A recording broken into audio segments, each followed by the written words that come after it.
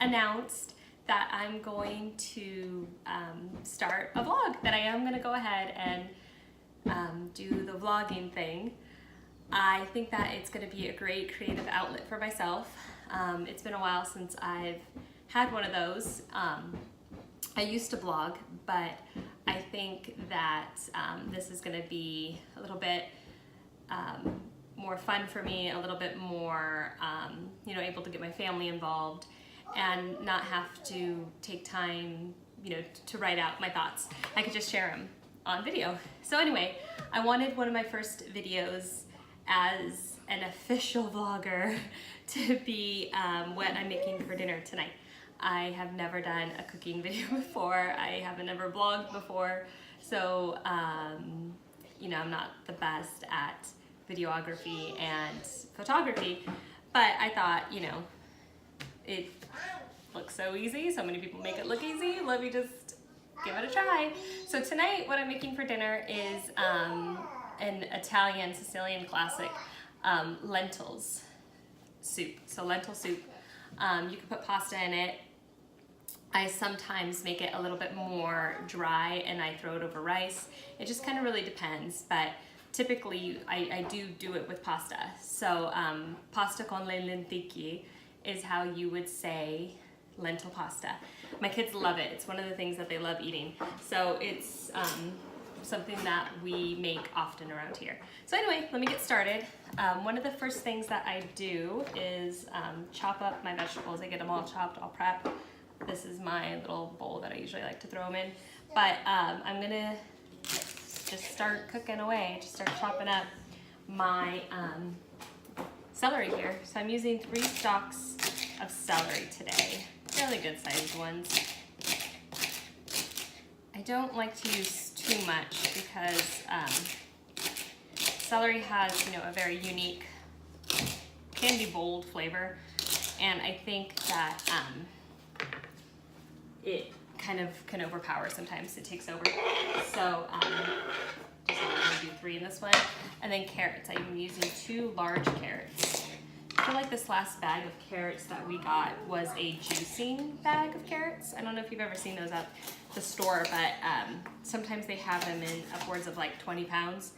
And they tend to be just really large sized carrots, which, is great for juicing, but when you're chopping them up for dinner for the kids, I don't know, it's kind of annoying to have these huge carrots. But I don't know if you could hear Donovan in the background there.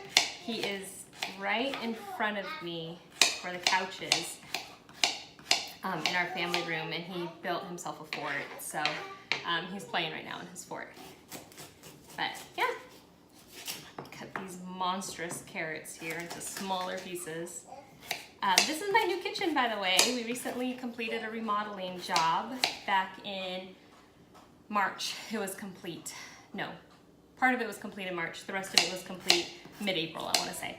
But yeah, this is my kitchen, one of my favorite spaces in the house. This is where all my magic happens. I love to cook. I love to bake.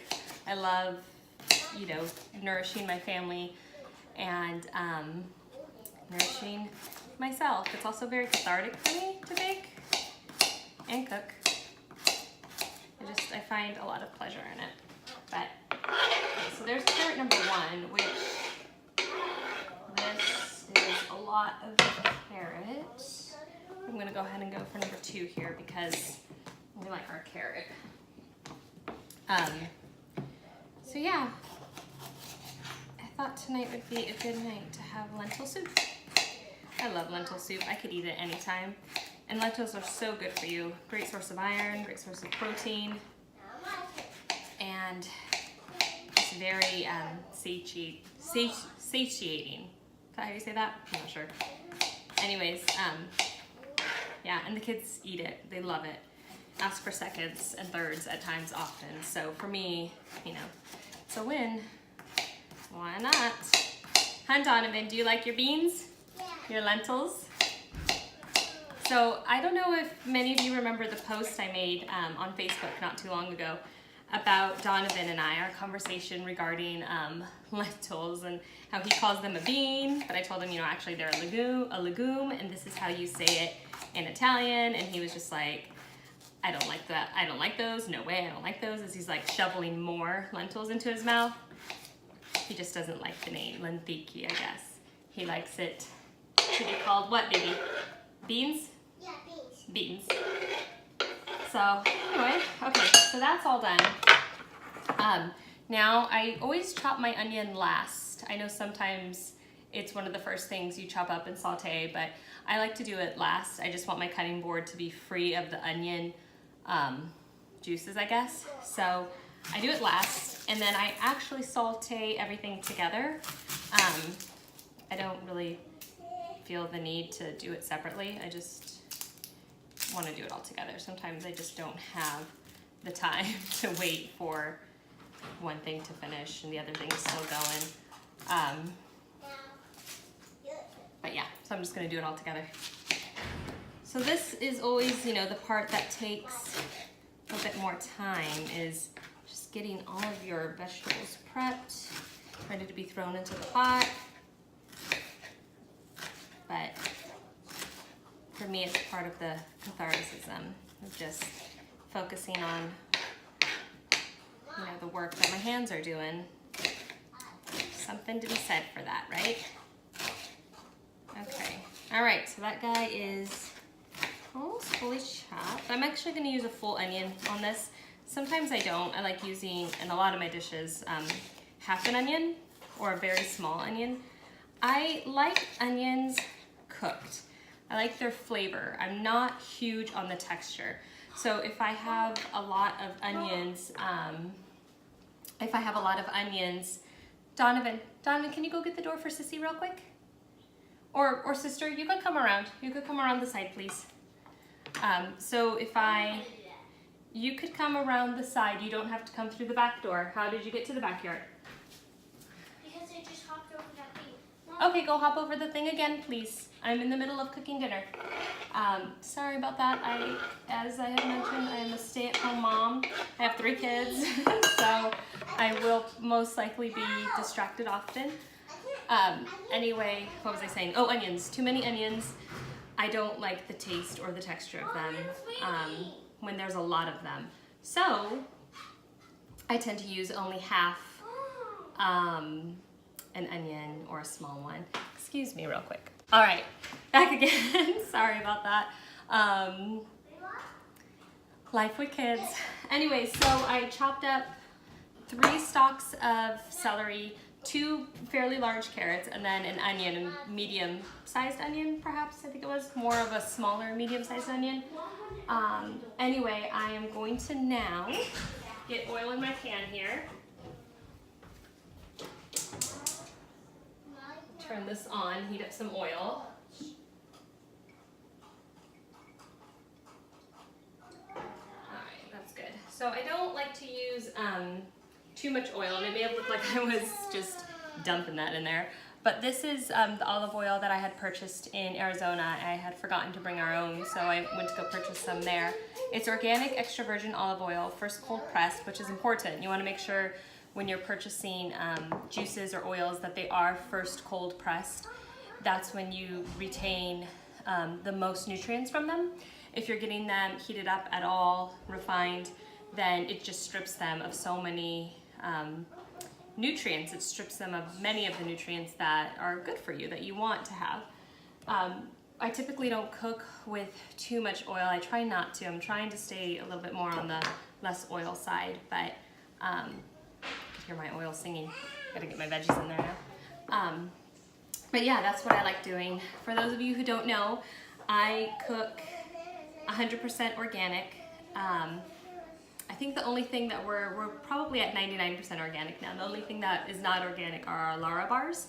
They are non-GMO. So for me, those 2 are non-negotiables. I prefer to eat organic. I prefer to eat non-GMO. It's not something that I negotiate. I want to make sure that what I'm nourishing myself with and my children is organic and non-GMO. Just means a lot to me based on the research I've done and the way that we've personally felt health-wise. We also eat 100% plant-based, so we are vegan. That'll probably be a whole other video, but there's a difference between plant-based and vegan diet. Many of you might not realize the difference, but plant-based means that you do not consume animal products. However, you may still wear leather shoes, leather belt, wool coat, what have you, eat honey. But for a vegan lifestyle, we do not consume or purchase any animals, any animal products whatsoever. Anything that's been tested on animals, anything that would be considered cruel, we avoid those. So that's a little tidbit on plant-based versus vegan. Okay, so the oil looks like it's pretty heated up. Just make sure.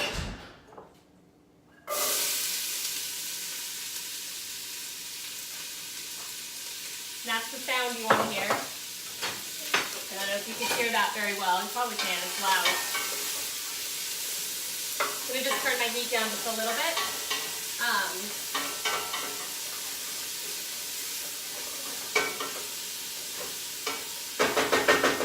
Make sure those all get nicely coated with oil. But yeah, that's how you know your pan is ready. One of the things you can do to test it out is throw like a little bit of water in it first and then see if it does that singing sound. But I'm at the point where I can kind of pretty much tell. Alright, let's grab my lentils. I really love green lentils. I've done red lentils a lot, brown lentils as well, but the green ones seem to work out really good for us. Okay, so this is that's gonna saute for a minute or so. Just make sure everything gets nice and tender, translucent for the onions. I usually put garlic in it. I feel like I'm missing something, and it's the garlic. But today, I don't think I have garlic. Let me see.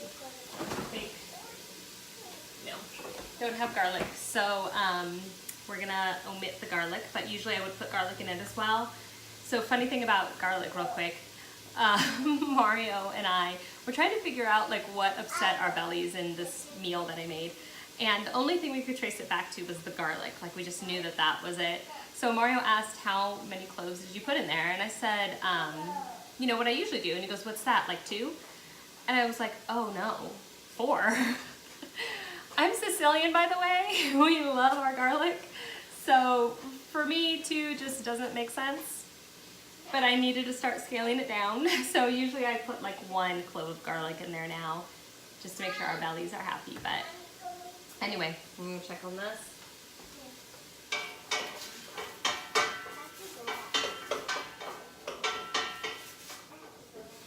Okay, this is almost ready to go.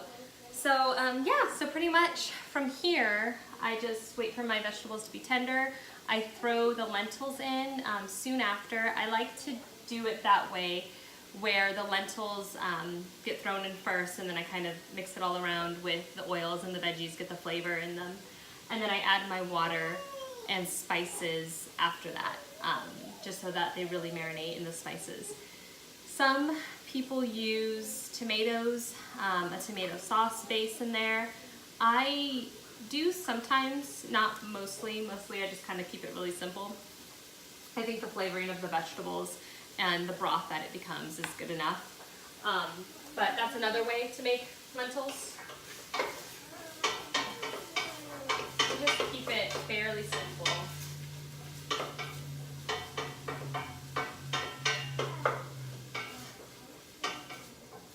There's also a really good black bean and lentil chili recipe that I use.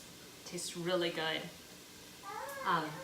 with these green lentils that I'll have to, haven't made that in a long time, I'll have to make that again. So yeah, so that's pretty much it. I don't want the video to be too long, but I'm gonna throw my green lentils in now, and then I'll use, I also don't use any kind of broth. For a while, we're using vegetable stock, but I stopped doing that a while, maybe a couple years ago or so. I just like to make my own stocks. I like to use water. Water is fine. because once you kind of let it sit for, you know, about an hour, it does take on all those other flavors. So I think that works out great. But the seasonings that I use are oregano, thyme, salt, pepper. Sometimes I put lemon in there. It tastes really good with lemon, just gives it a different flavoring. I would say, I don't measure anything out, but roughly maybe like a teaspoon of oregano, if that, and then just a fourth of a teaspoon of thyme. My kids aren't huge thyme lovers, so I don't overpower it too much. But yeah, that's how I make lentil soup. Okay, so that's nice and tender. Let's throw this in here real quick.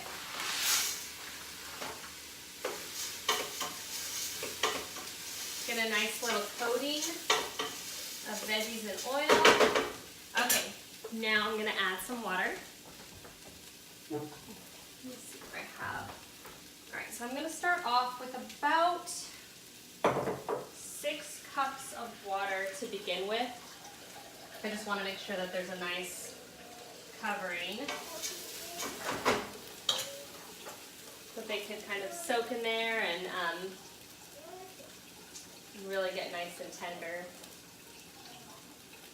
You want to make sure that the water is covering the lentils. Okay, so let me throw this in there. Now as I'm doing that, I turn the heat up so that they'll boil.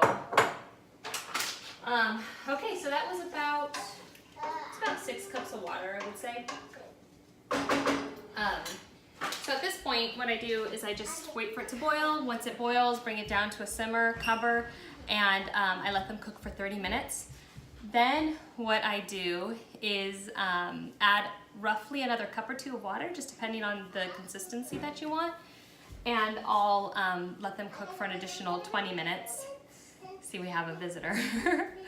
And then you just have to go based on preference. You know, you want them a little bit firmer, a little bit softer. We eat them a little bit on the soft side, but roughly it's almost an hour by the time they'll be ready. Okay, so as I was saying, sorry about that, I got a phone call. As I was saying is it takes about an hour overall. Clea, please don't do that right now. Thank you. So yeah, it's fairly easy. It's really simple, you know, very tasty, and just a very good hearty meal. Hope you all have a wonderful night, and I will talk with you soon. Bye.